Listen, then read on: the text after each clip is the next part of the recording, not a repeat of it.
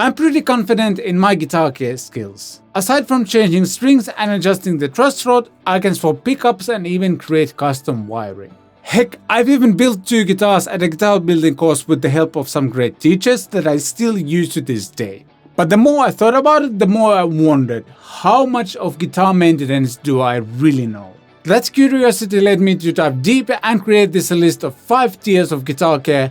In this video, we'll explore each tier, and by the end you'll know exactly where you stand, and I'll share where I rank too.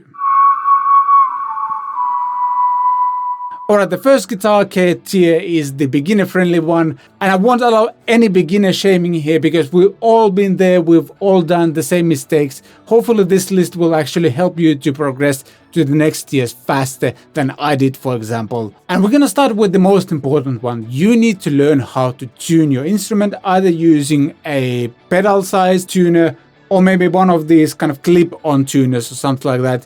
You need to learn how to tune your instrument. It's one of the most crucial things you need to do to make your guitar sound good and play in tune.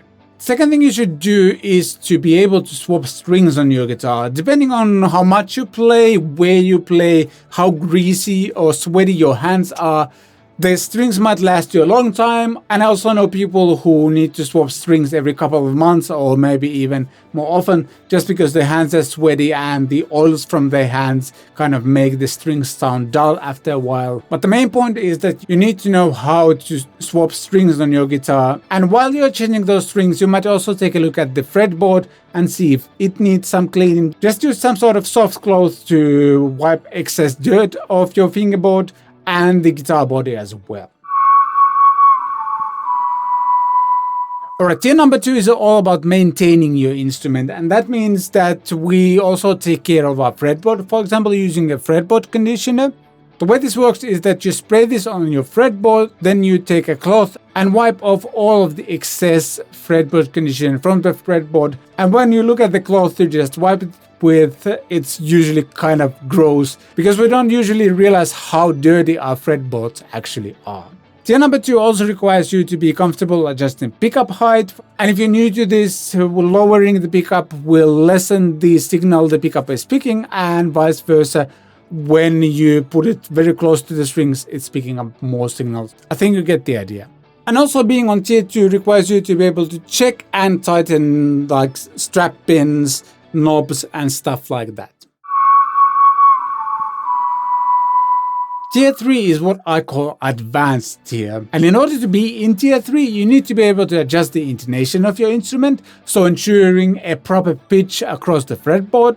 You also need to be comfortable adjusting the truss rod, so fixing the neck relief for optimal playability. You need to be able to swap pickups on your guitar, and you need to be comfortable adjusting the saddle height of your guitar, so fine-tuning the action for personal feel. By the way, if you enjoyed this video so far and want to see more videos in the future, be sure to hit that subscribe button and click the notification bell as well, so you won't miss any of my videos as they come out. But now back to tier 4.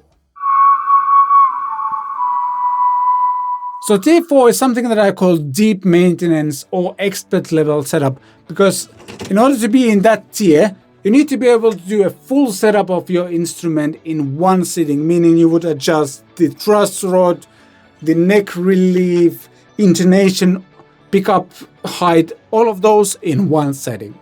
You should also be able to do some fret polishing, so shining and cleaning the frets for smoother play. You should also be able to replace the nut or the saddles, and maybe upgrading the material of the nut to bone or graphite for better sustain. You should also be comfortable with cleaning the electronics and cleaning the corrosion from the pots, for example. And you should also be comfortable with fully rewiring your instrument, whether it's just replacing all the electronics or doing some custom wiring as well.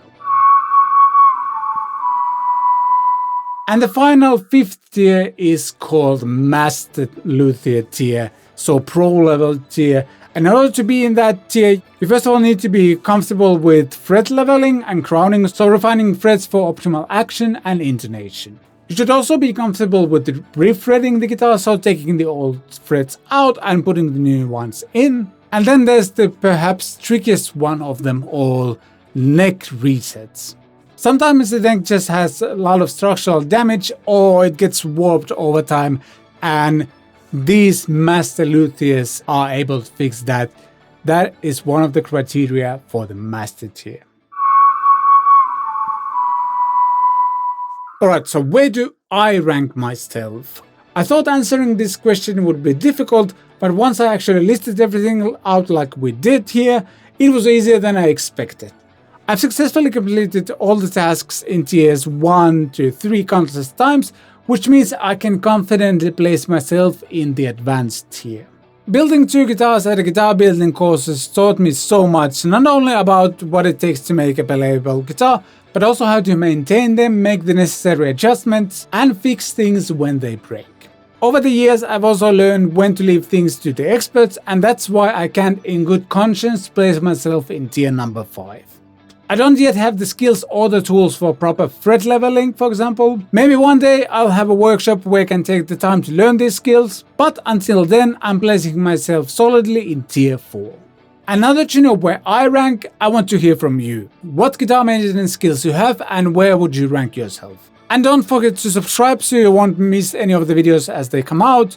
And if you got any questions, be sure to ask those in the comment section down below. Thank you so much for watching. I shall see you next time.